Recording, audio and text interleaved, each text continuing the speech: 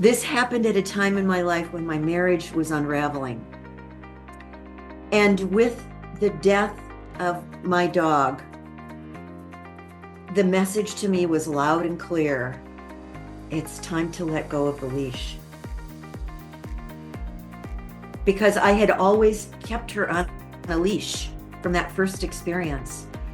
And she took me around on the leash all those years on those walks. And now she was no longer there. And I had let go of the leash, like literally. But now it was time for me to let go of the leash the way that I had leashed myself in my life, in my marriage. It was time for me to let go. And so I did.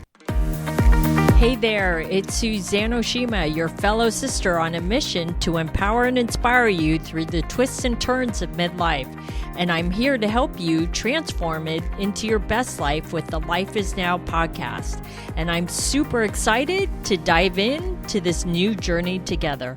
Today we have a very special guest. Dr. Judith Rich is an octogenarian and a pioneering teacher in the field of transformation and consciousness. She is an accomplished transformational and leadership development trainer with 50 years experience in training facilitation, personal and executive coaching, and public speaking.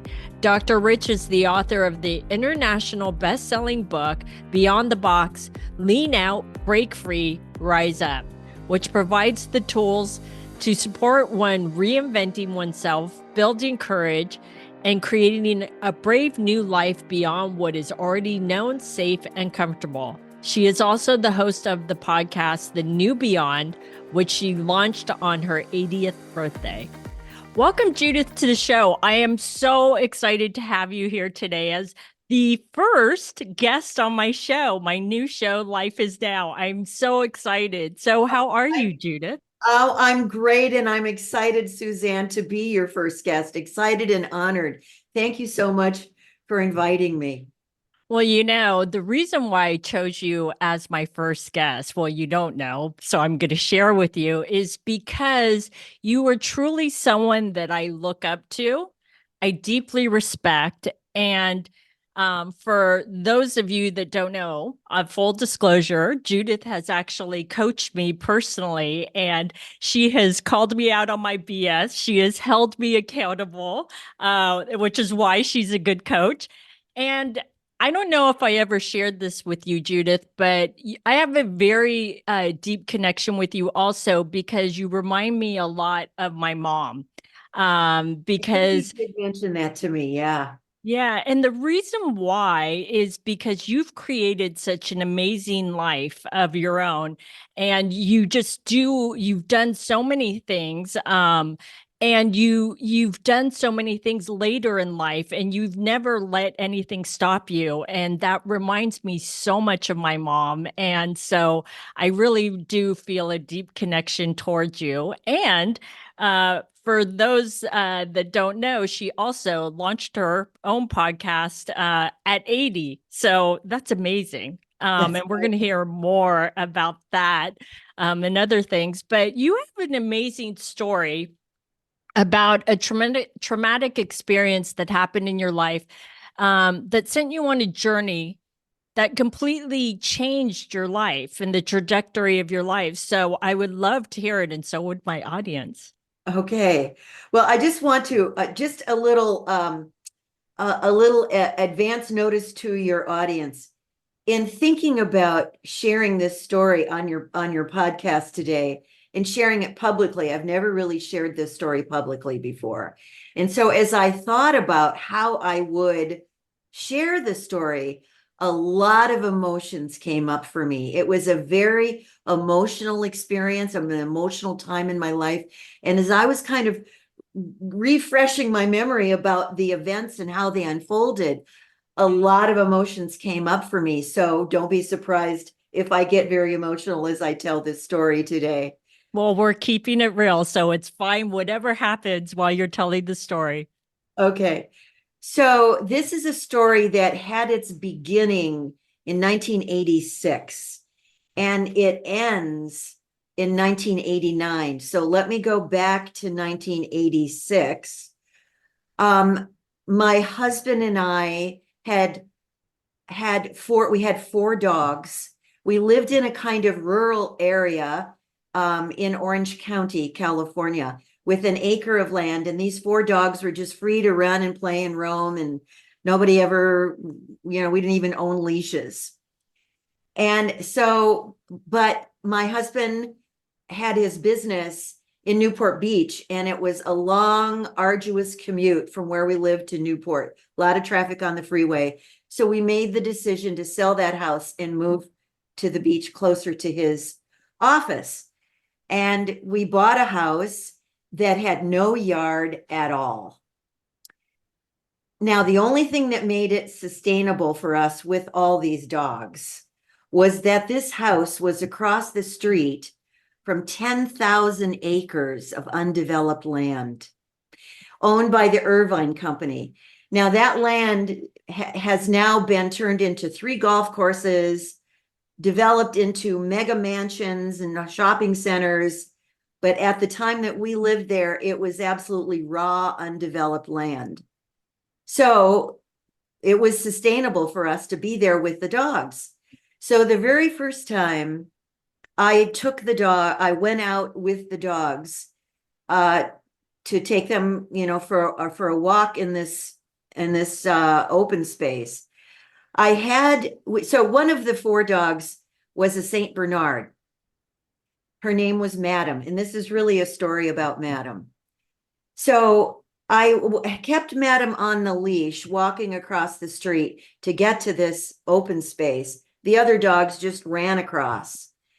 And when we got to the open space, this was our first time out there, I let her off the leash, thinking that, just like the other dogs, she would kind of stay near me and we would walk together and we would explore and have a wonderful adventure. That's not what happened. She took off running and disappeared. She took off running. Now, this was a 135-pound dog. She took off running as fast as she could go. And she ran until she was out of sight. And so now this is very hilly terrain. So I could only see so far. So I start running in the direction that she ran away to, calling her name and calling, and the other dogs are kind of staying with me. Nowhere. She's nowhere. I'm searching and calling and searching and calling.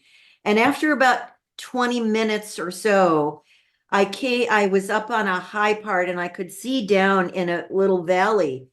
There were some trees and some growth, some green area. So I thought, oh, maybe she's down there. So I went down in there, and sure enough, there she was. There was a little area of water down there, and she was belly down in the water, panting and drinking, and she had run herself ragged.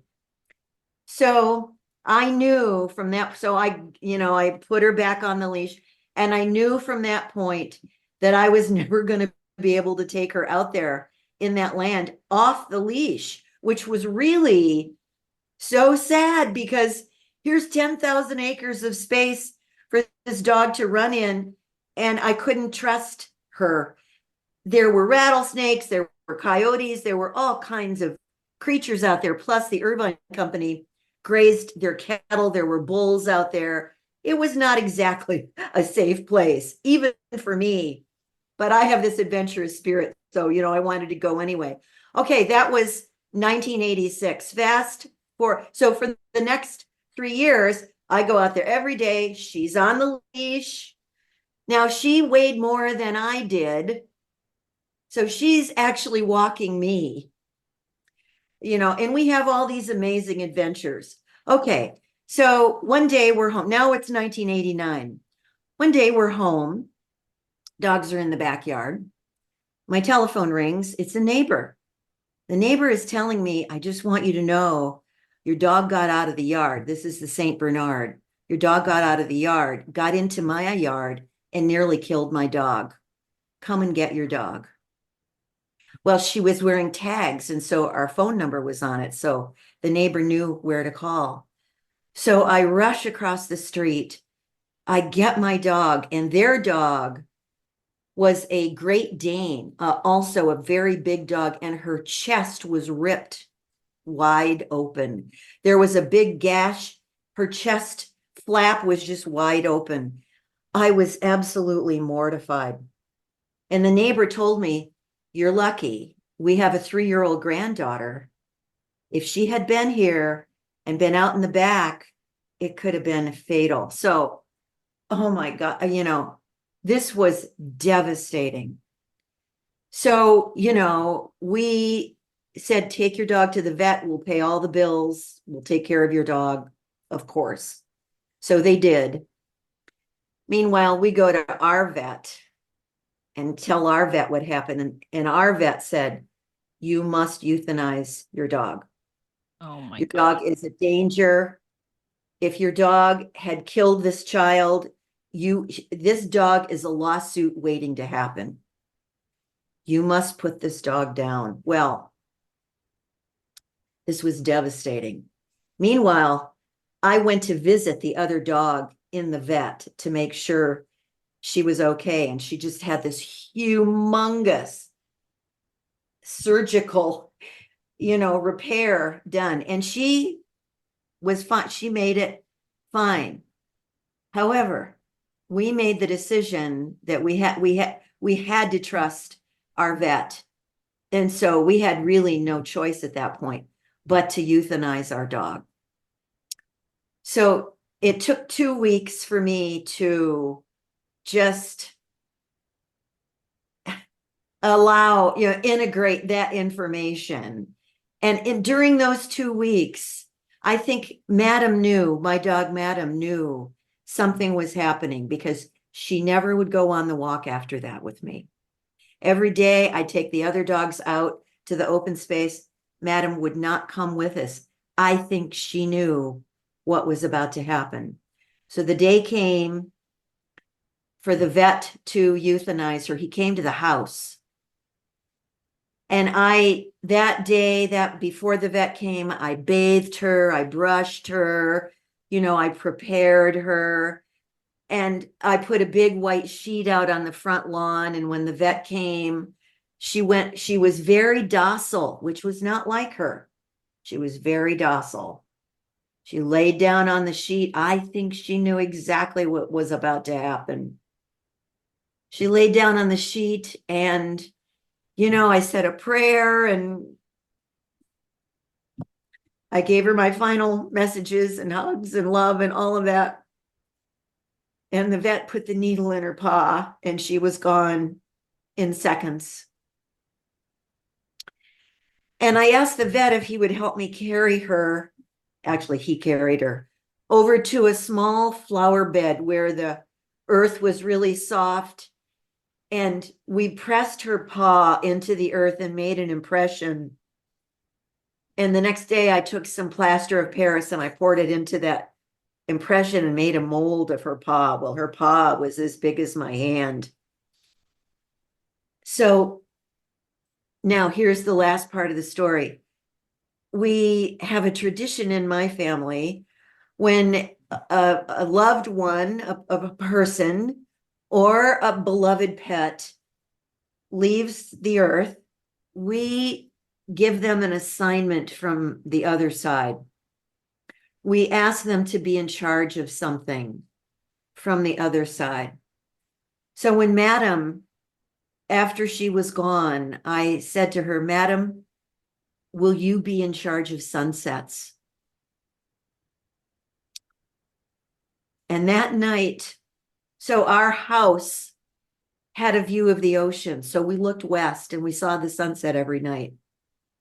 And that night was the most spectacular sunset I had ever seen in my life. And I knew it was Madam letting me know she'd arrived safely.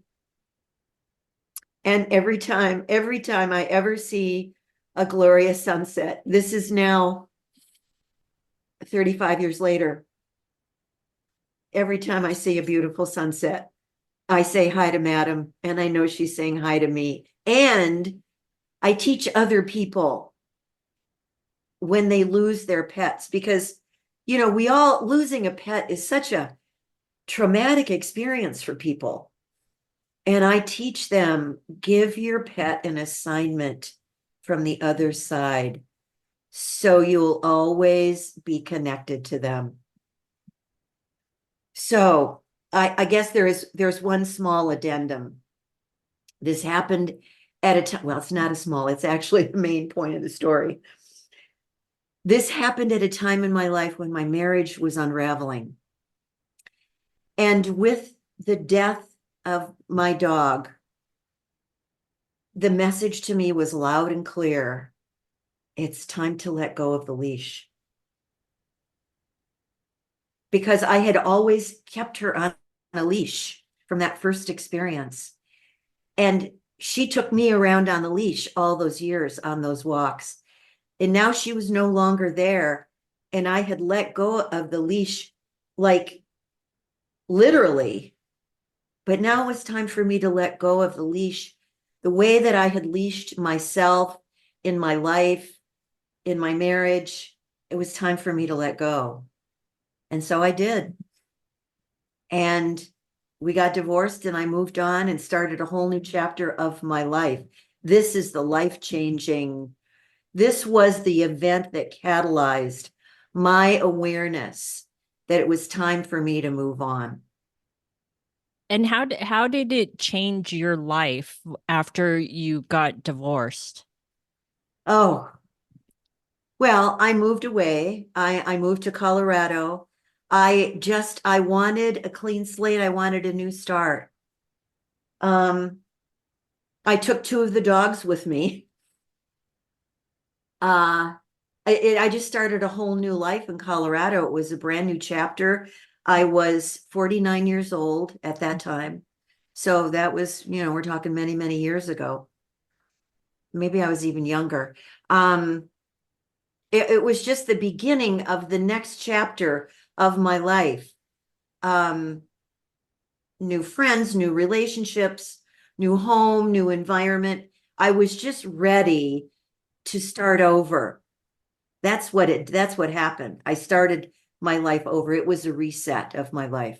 So how did you, during this time period, because I obviously that was very traumatic to put your dog down, and ending your marriage at the same time, how did you get through I'm sure, were you scared and feeling uncertain, like how to navigate this whole next chapter of your Oh, life? yeah. Oh, yes. Yes, I was. I mean, there was just so much uncertainty. I didn't know. I was actually kind of searching where to land. I knew I wanted to land in Colorado. Something about Colorado just called me. So I felt that was where my heart and my soul felt, but I didn't know where in Colorado. So I set out on adventure to find my place in Colorado. And I visited a lot of different places in Colorado until I found the place that felt like this is my home. And that was Boulder, Colorado is where I chose. And I bought a house, and, I just started my life over again. But of course it was scary. I mean, it was the first time I had really been alone, away from, my family was in my daughters were in Southern California. My whole life had been in Southern California for decades. So this was just turning a page and starting a whole new chapter. So yes, there was a great deal of uncertainty, but there was also excitement, that nervous excitement energy is the exact same energy. It's just all in how we interpret it. So, I sort of rode the waves between scared and excited at the same time. Now, did you know anybody out in Boulder? I knew one person. I knew one person. And I mean, it wasn't even somebody that I was that close to. But when I got there and I started looking, I kind of zeroed in on Boulder. I connected with a real estate agent that is my friend to this day. And we just really hit it off.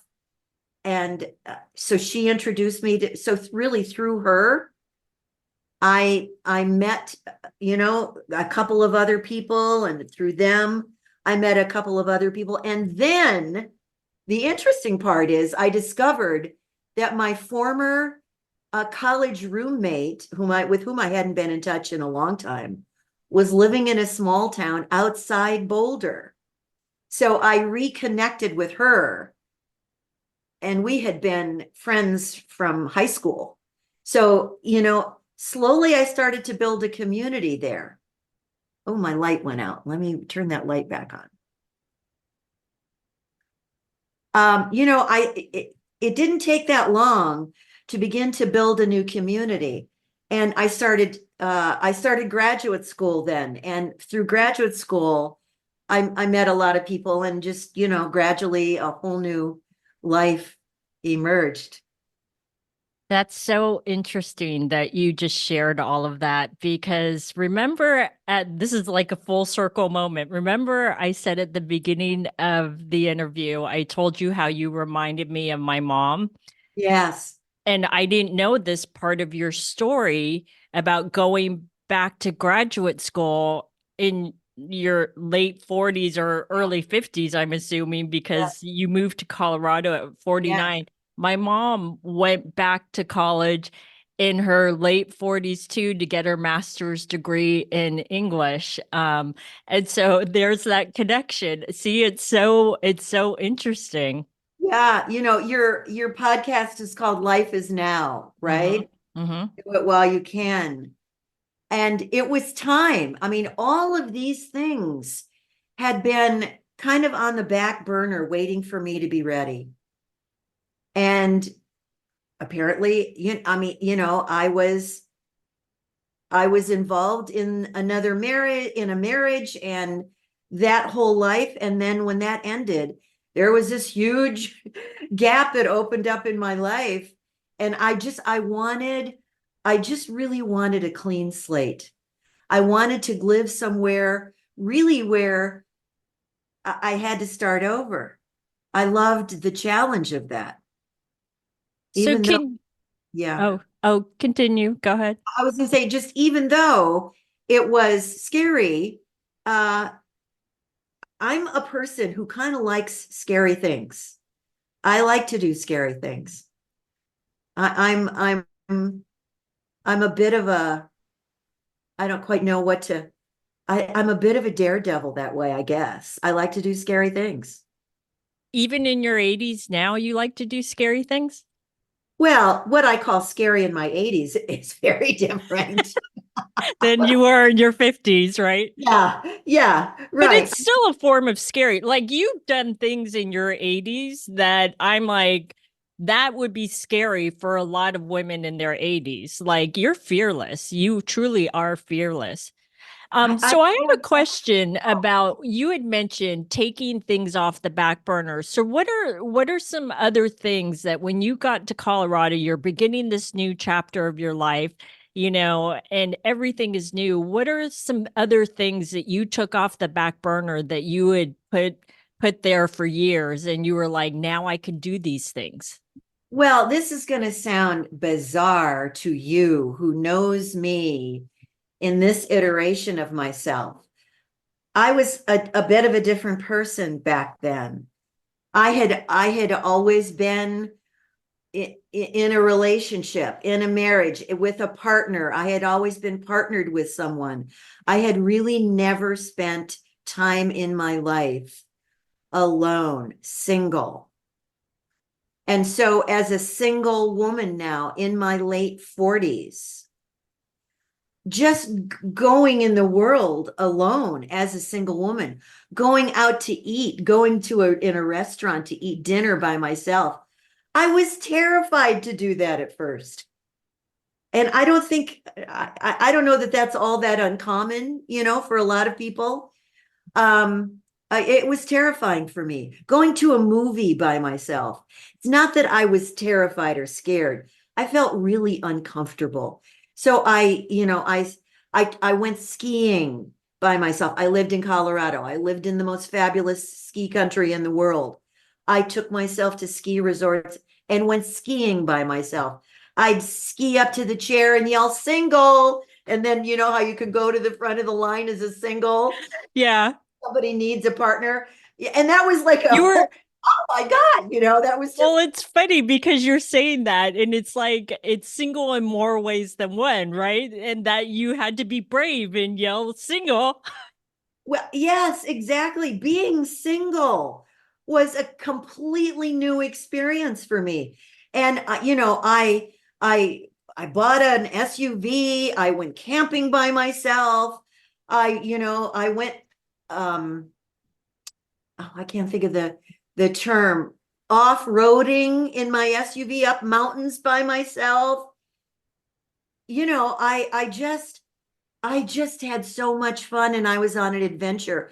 And I was just driving around Colorado, checking out, gee, I wonder what it's like in Glenwood Springs. What is it like, going on the train I'm kind of in Telluride and Steamboat Springs and all these fabulous places in Colorado. I just would get in my car on a Friday, take off and spend the weekend just exploring all by myself. I had never done that before. My kids were in college.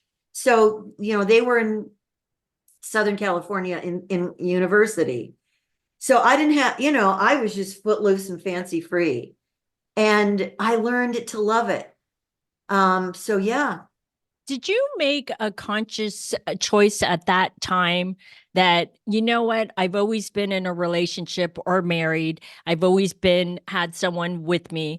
Did you make a conscious choice at that time that, no, I want to be alone and I want to be single and just see whatever it brings me in life? Because I almost feel like when you were telling the story that it's almost like you became the woman that you are. Like, I feel like that's the foundation of becoming the woman that you are today. Yeah, it's true. It's true. Very good. It is. And no, I did not. I did not make a conscious at the level of my conscious mind. I did not make a conscious decision that I wanted to stay sick. Now, I've been single ever since, by the way. Oh, And interesting. I did not know that. and that was, yeah, that was 34 years ago. So I have been single ever since then. I did not make a conscious decision that I was going to stay single for the rest of my life, but it just kind of unfolded that way. I did really enjoy the freedom of, my kids are in school. I don't have kids to be, doing stuff. I didn't have a partner, a husband, a relationship that was, that I was like connected to. I loved this experience of freedom and I loved it so much. I keep choosing it. I keep choosing it again and again and again and again. And what I've come to realize, I didn't, and I had an astrological reading while I was in Boulder. It was Indian astrology, Western Indian astrology, not American Indigenous Indian, Right. and he told me something that was shocking to me at the time. But he said, you didn't come in this lifetime to do marriage or personal relationship.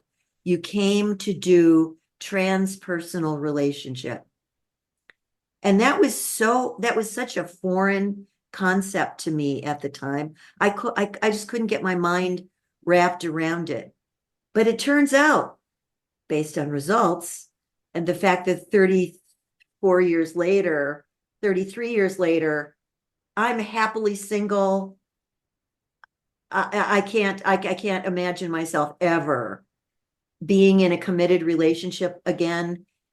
And it doesn't mean that, I mean, I adore men. I have male friends. I'm not anti-male. I have, I think men are great, all of that. I am not male bashing or any of that.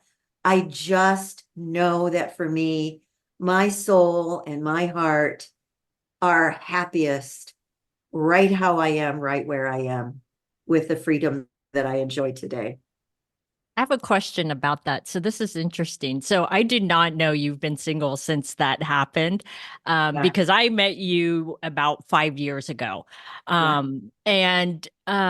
So my question for you is, do you think if you got into a relationship, a long-term relationship, or got married at some point between then and where you are now, do you think you could have done all the things that you've done in your life? um, if you had somebody with you? Hard to say. Hard to say. Hard to know. I guess, it depends on who he would be. Hmm. Uh, because I mean, I always have been attracted to men. If I were going to be in a relationship, would be with a male. Right. Not that I have anything against people who choose women who choose women, not at all. It's just not my thing. Um, I think if I were to be in any kind of a long term, it would be more as dear friends, dear committed, loving, adoring friends. Um, Not marriage. Yeah. I would never be in another marriage. Not at my Yeah. age. I'm 82. Come on. Who Yeah. needs to be married I don't need to be married. Um, and I have male friends that I love and adore. So the question was, would I have enjoyed the kind of freedom that I have?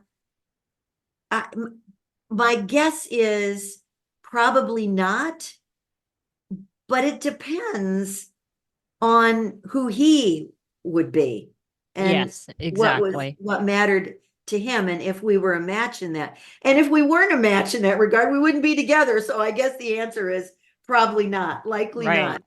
Yeah, I like if I saw you with anybody, it would number one have to be with somebody that's very secure with himself, but also is okay with you spending time doing what you love and not including him in everything and anything. So, but you Yeah. know, Yeah. but Well, that some, actually one of the wrinkles in the marriage was that he wasn't okay with me having my own separate life, yeah. doing what I needed to do. And that just, it was a formula for not working.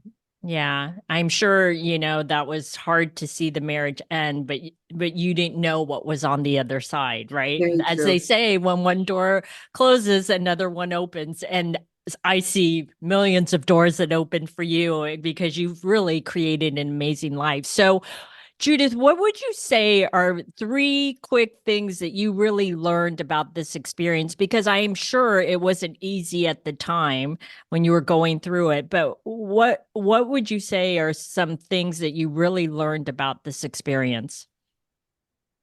Well, one thing is I discovered the capacity, which I then relearned again when my parents died. But my parents were still alive at this point in the story. So I had never had the experience before of feeling deep sadness, profound sadness and loss and grief and joy and gratitude at the same time. So I really feel that I deepened my capacity to hold of a wider range of emotions. It was a very emotional time for me. I was deeply grieving both the loss of my marriage and the loss of my dog. And at the same time, grateful, um, just feeling released and free. All those things were happening at the same time. So I think I really expanded my capacity and depth. Um, I think I was very humbled by that experience. It was probably maybe the first time in my life that I felt humbled by something because I wanted the marriage to work. I really was committed to working it out, and it wasn't mutual. And so it was okay. this is not mutual, so I get to let go. And so the letting go, another lesson was the letting go of the leash, the letting go and trusting and surrendering that you're going to be fine. You don't know what's ahead. Trust the process. Just trust your heart, trust your soul, trust yourself, follow your heart. And then, I guess another lesson would be, I think I just named a whole bunch of them all in that one. They're all kind of in the same bucket, trust, surrender, let go. That, I could call those 3 different lessons, and they're all in the same bucket. So, yeah, I've never been so happy in my life as I am today. I'll tell you that. Oh, I know. I know. You're so amazing. And Judith, I can't thank you enough for sharing this vulnerable story, because I know you said you've never shared this publicly, and you had me in tears. I was like, "Oh gosh, Judith didn't even know I'm such an animal lover, and look, that's my dog that I used to have." And when he passed away, I was in tears too. So all these emotions were coming up for me too. But I appreciate you being so vulnerable and sharing that story, and how it changed the trajectory of your life, and how you Yeah. created the life that you have today, because you truly do live in the life is now concept. So, Judith, how can the audience find you? Well, they can come to my website, judithrich.com. They can email me at judith@judithrich.com. I'm on Facebook. They can find me on Facebook. Dr. Judith Rich, I think, is my Facebook handle. Yeah, mainly those places. Awesome. Thank you so much, Judith. Hey there, if you enjoyed this podcast and are ready to transform midlife into your best life, visit suzanneoshima.com to become an insider and join my email list. As an insider, you'll be the first to know about new episodes and gain access to exclusive content that empowers and inspires you on your midlife journey today and in the future.